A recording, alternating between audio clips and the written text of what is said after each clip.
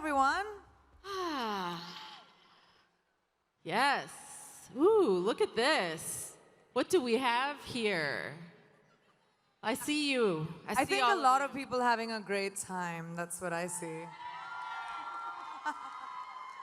So I know many of you have traveled from all over the world, country, driven in, saved, done a tremendous amount of labor and sacrifice to make it here with us today. So for that, we thank you.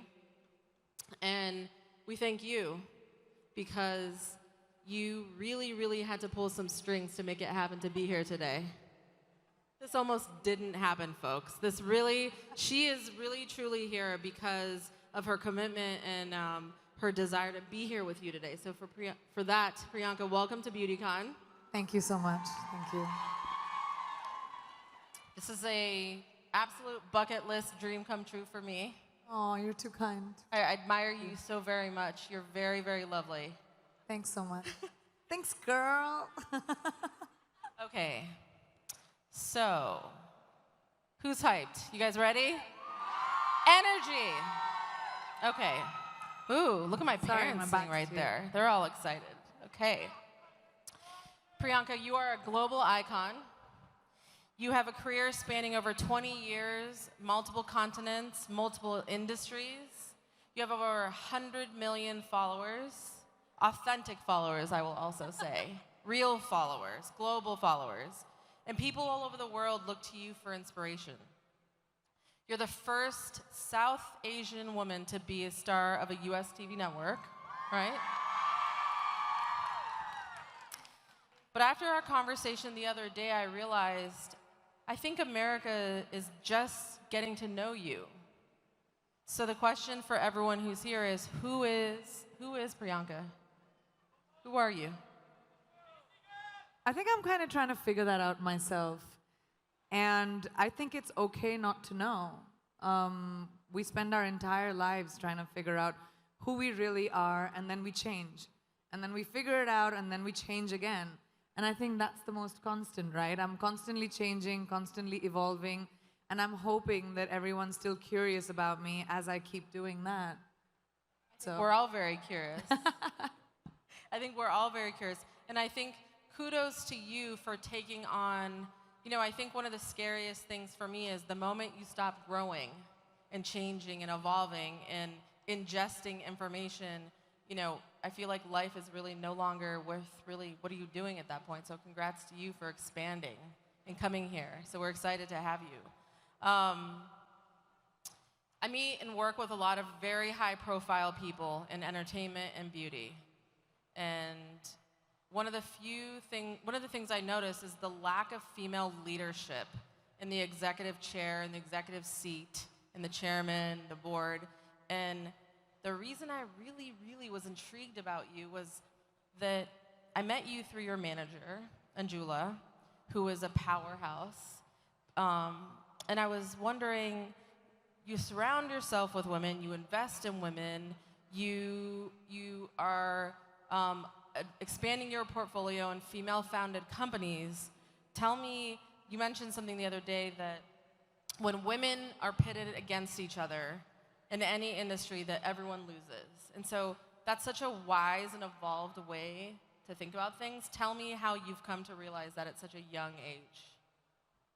Well, a couple of things. I have a hypothesis. So I feel like I've had so many times whenever I'm doing interviews, people always ask me that, oh, you're doing a movie with, a female co-actor. Did you guys get along? Were there catfights?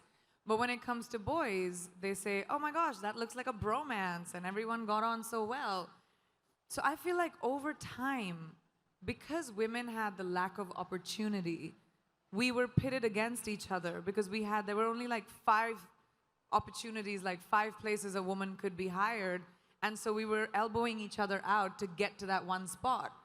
So the crux of the problem is the lack of opportunity for females. And the more opportunity we create for each other, the more sisterhood will grow.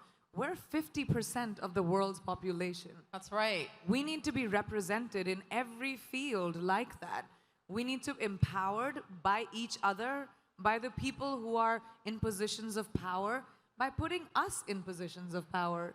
So I realized many, many years ago that the more I champion women in my own small way, maybe I'll be able to create a world around me at least where, women run the show because we kind of do it really well. We just aren't given the opportunity enough. Yes. Good. It seems like everyone agrees. I'm glad you guys agree. I like a feminist crowd, male and female. Because you know what feminism is? Tell us. Feminism is when you fight for the equality of everyone, not just women. I agree. I think that, no, that doesn't get a little bit of a clap. That's everyone. No. That's including animals. That's including everything, right? It's doing right. And I think that what the feminine energy in business brings to the conversation is we do have an innate ability to make, I think, really amazing choices if given the opportunity. And so that is so much about what BeautyCon is about, because this industry is on its way to becoming a $700 billion industry worldwide. This is huge. Wow. The economic power in this room is massive. And so the inspiration for us was when you take active, engaged consumers who are a lot of women and people of color and minorities and different ethnicities, and you provide education and optionality, I think what BeautyCon is really focused on is the merging between economic consumption of product and consumer goods, but the discipline of meaning and cause and leaving sort of a legacy behind that we're not going to be ashamed of, right? And so I know we share that same DNA. Women are statistically, based on the data, working twice as hard as their counterparts to earn the same dollar. And this is an issue for me that everyone knows I'm very passionate about. And women of color are working 3 times as hard. Why is it that you think we're held to such higher standards? And what are those standards we're held to? So every generation of women somehow has to fight for the right of empowerment for the next generation of women. How many of you drive?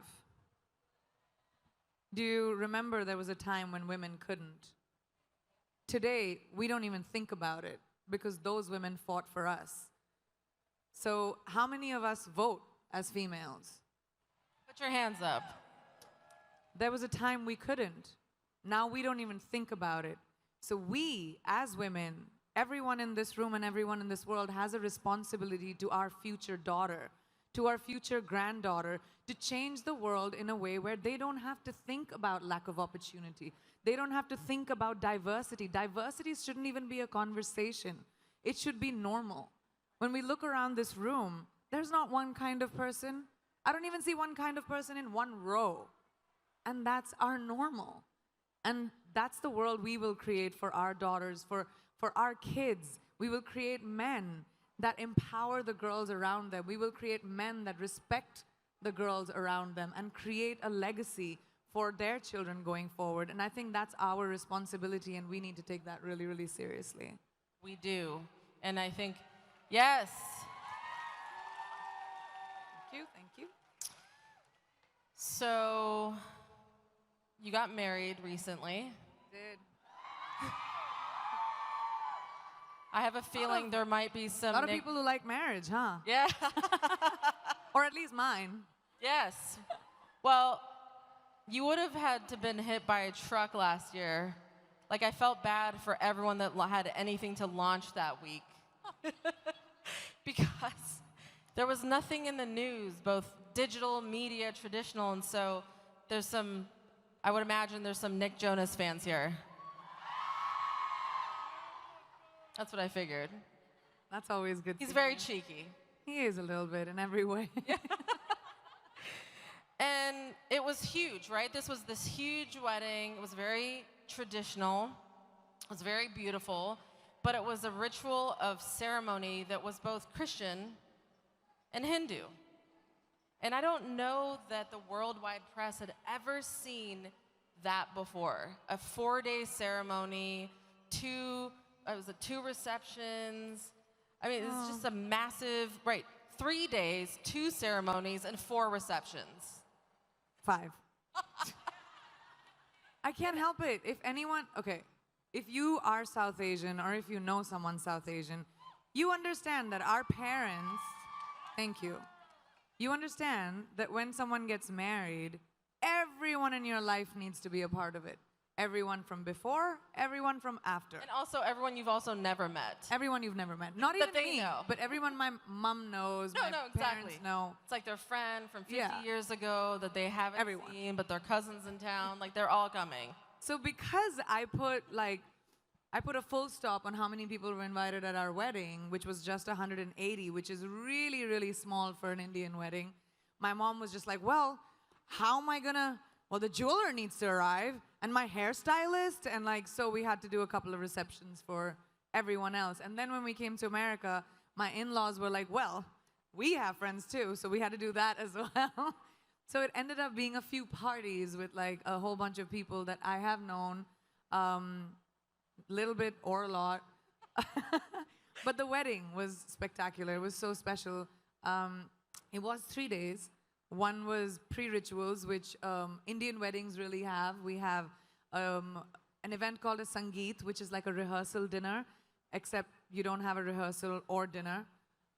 It's like a song and dance sort of competition between the two families. We loved it. We all saw it. It was so fun. The Jonai were very, very good. Extremely talented. Kind of threw me off a little bit. And then we also have like henna ceremonies where all the girls get henna, and like it's all sort of prep for the bride, and it was super fun. And then we had the 2 weddings to respect both our religions. And so why was it so important to you to give the audience an opportunity to see an interfaith ceremony and marriage? Because, again, I think in a world with so much divisiveness, I thought it was brilliant that there was an example of actual equality and affection for each other's faiths, but why was that so important to both of you? It was not something that we intended to do initially. We wanted to keep this really, really private, but because we had the wedding in India, It was not private. it was not easy to do that. Were there like choppers flying over? Yeah, it was rough. So Okay. it wasn't really easy to do, like to keep it private. And then I just loved the kind of love and affection that we got when people were reading about the fact that this was going to happen. That we just thought that we were so happy and our families were so integrated, and it didn't matter what our religions were or which countries we came from. Everything just stood for love. That we eventually decided that it was important to sort of share that because we felt so full in our hearts. It was a joy to watch, and we all felt like we were there. I'm glad. It was really fun. We just met, but anyone who knows me knows that I'm very, very passionate around the topic of financial literacy. I believe innately that women in general, and different audiences in general, are just educated around the topics of financial literacy. For example, women save versus men invest, right? And so one of the things that I love about you is that you are now investing in tech yes. And your manager also has been like a prolific investor within the space. And so I know you've invested in Bumble, and now you've invested in a tech incubator that's supporting young women who are learning how to code. Why is that important to you? I just love growing. Like I said, I think growing is a very important thing. And when I was very young, I started working when I was 17 years old. And I remember my mother telling me this really young, that women should be financially independent. It doesn't matter who your father is, doesn't matter who your husband is going to be, it doesn't matter who your brother is, it doesn't matter who the man in your life is. You need to be responsible for your finances and be financially independent. And that kind of really stuck with me. And as my career expanded, it was really important for me to invest in little things. So once I discovered tech, I have always been a fan of technology. I wanted to be an aeronautical engineer at one point. I wanted to build rockets. I wanted to, go to space. But then I became an actor. Go figure. And when I got the opportunity, I remember I was at a dinner for Bumble in New York, and I just thought it was such a cool thing to bring back to India, where women take the first move, to bring it to a country which has a patriarchal sort of society, which actually the world is. The world over is sort of patriarchal, and we as women need to fight to change that, to create that kind of equality, because no one's going to give it to us, and they're going to fight for us to have it. So it started from taking Bumble to India, and then my next investment is this engineering school, which is called Holberton, which was based on Betty Holberton. She was one of the first female engineers in the world. And this school is a peer-to-peer teaching program where you don't have to pay a tuition, and you can pay back your tuition after you graduate and get a job, so that you don't have to worry about, you know, how much schools cost, so that females can actually be a part of engineering. Just think about it this way. All of us consume tech, right? All of you have cell phones. Everyone has computers. We're always online. Digital is such a big part of our lives, but the people creating technology, it's so skewed because it's mostly men. And these are men who decide what we as women need. So we need females to come into engineering. As AI starts coming in, and it's going to be a big part of our lives, can you imagine the artificial intelligence that we are consuming being created by guys? And guys are going to decide what kind of things we like. So we need women to come in and realize that tech is a big part of who we are and who we're going to be and our future. So hence me investing in the engineering school. I really love female-driven companies, and I like to give them as much strength as I can with my platform, and that's a big quest of mine in life. Thank you. How many of you, just I'm curious, how many of you are interested or studying or thinking about studying science and math and STEM and engineering? Let me see your hands. Hands. Well, that's hands. good. Hands. That's the beginning. That's Cool. We need you. We need you. Because you're right, the bias around technology, and I think that's what's so unique about Bumble. The idea that there had never been a dating site that gave women the first move was wild. Like when I saw that for the first time, I was like, duh, like how did that not exist? And so I think we're really counting on this next generation to take this opportunity to heart so that we can start to see business influenced by our point of view. And that'll take us finding our own confidence. Ladies, no one is going to give that to you. No one is going to tell you, here's an opportunity, go make something of yourself. You're going to do it for you. Because people are only going to try and take it away. And it's so important for us to be able to empower each other in everyday life. We don't have to conquer the world. You don't have to be the only person who reaches space. Like, you don't have to have crazy, wild ambitions. You just have to find your power and to say that, oh, I can do this too. I don't have to create like this crazy opportunity for me to thrive. You can thrive in anything you choose. Just have to find that confidence within yourself. And how do you find that confidence? By telling yourself that your flaws are fine. Each one of us is flawed. No one is perfect. None of us. We all have bad days. We're all gonna feel like shit sometimes. Sorry for my French. Feel like bad sometimes. We're on the internet. We can say what we want. Okay, great. But you're all gonna have bad days, and that's fine. We have this crazy standard, especially with the internet, where everything has to be perfect all the time, and we have to look perfect, we have to behave perfect, we have to say the right things. Everyone screws up, and that's all right. You laugh through it, don't take yourself too seriously, and make sure that you don't live for someone else's validation. It's your validation that you need. That is a huge reason of why we continue to grow and expand every year. I think everyone knows who's been coming to this festival for years that every year it just continues to expand and grow, because we find that the hunger for self-authorship, for women and people to self-author both the good things and the bad things about us. Really, we want those stories to come from ourselves versus the constant pushing of the media of what it should be. And I think that is really, I think the next generation of invention and business will come from a new generation of entrepreneurs that self-author. You know that saying where they say beauty lies in the eyes of the beholder? Well, bullshit. It lies in your eyes. That's what I always say. Who's beholding when you, man? someone says that to me, I'm always... It's so crazy. I think when someone... you know what? Someone said that to me recently, and I said, you know who made up that saying? A guy. A guy. A guy said beauty is in the eyes of the beholder because it was always a guy. Because women, I think, just think about beauty through an entirely different lens. I mean, we can be quite harsh, but I think there's a different lens and a different context, and so yes. But it's, it's fine to like someone appreciating you. It's fine to have, a guy or a girl or whoever's in your life telling you that you're beautiful. I love it when I'm told I'm beautiful or I'm feeling myself. It's great to hear that. Should we tell you? Okay, let's tell her.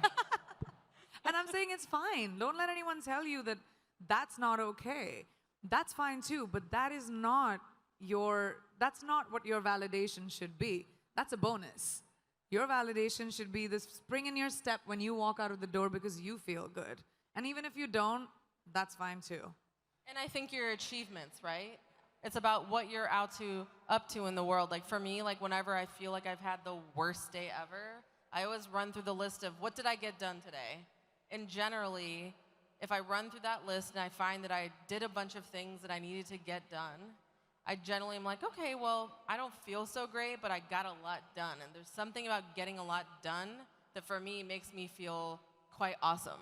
That's cool. I should try that. I usually just sit with a tub of ice cream and sulk. I do that. I can't lie. Are you a sweet tooth? Are you like sweets? No, I only like ice cream. Okay. I actually don't like sweet. I'm more savory. Same. I'm a savory. Spicy and savory. Spicy. Although my mother will tell you I just snack all the time. She's always smacking me, telling me she's right there.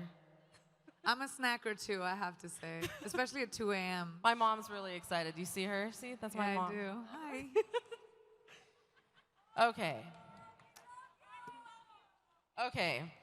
Beauty's always been a big part of your life. I know that when we asked you to come, I know that you had a genuine interest in beauty. What does beauty mean to you? I feel like you've answered that, but I think your perspective is even more interesting because you are in a constant time zone. You are flying around the world. You see a lot of different cultures. Where do you think global beauty is now going? Where is it going? I think travel and meeting different people of different ethnicities and different parts of the world is so important to expand our minds. Even if you just are interested in different countries or what kind of music people like to listen to or what are the stories or just being curious about different cultures instead of being scared of them. Like, I think we're living in a world where we're so afraid of different that when something is different, we'd rather not be curious. We'd rather be like, all right, I don't want to offend someone, or I don't want to say something wrong, instead of being curious and saying, well, what is your name, and where do you come from, and what do you like? I would love to see beauty that's what inclusivity to me is. Not just seeing different races on a billboard, but actually getting to know different people, actually understanding what different people might be like. We've forgotten that eventually we're all human. It's this one little planet that we have, which in this big universe is really tiny. So we should stop giving ourselves so much importance and saying, oh, well, you're better than me or I'm better than you. We all are basically humanity. And let's go back to that and bring compassion and kindness into beauty and not be so hard on ourselves or other people. The standard of beauty that the world of entertainment actually has created is the culprit. And it's so beautiful to see the kind of inclusivity that we're seeing now. It has a long way to go. But I love the fact that there's a conversation around it and you see that difference. And I think so much of that is about the content some new great content that's being created out there. I'm just curious for you, what are some of the new shows or content that you're watching that you're excited about that you think is moving the conversation forward? Well, I haven't really been keeping up with my TV for a while. I have so much I need to watch. But I feel like when you watch television my favorite thing at night is when I come back home is I watch TV. Not like a show, but like real TV with commercials. Like I'll switch channels and I'll see like oh yeah, there's SVU, or like, or like I'll watch like Good Old Friends or whatever. But the beauty about watching television now and what television I used to watch like 10 years ago, that's where you see the diversity and that's where you see the difference, and that's really cool to see.